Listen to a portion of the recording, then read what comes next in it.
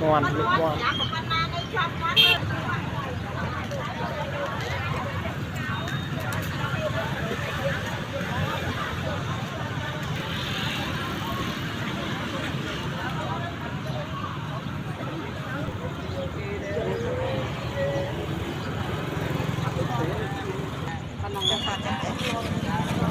đấy thoát đèn gồm có đó nó chặt tụi tôi quay so mà chan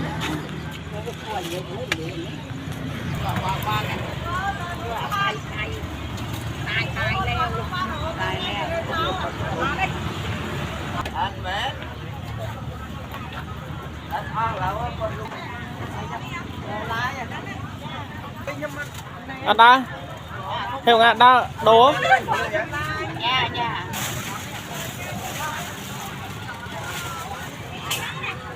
con được lên con này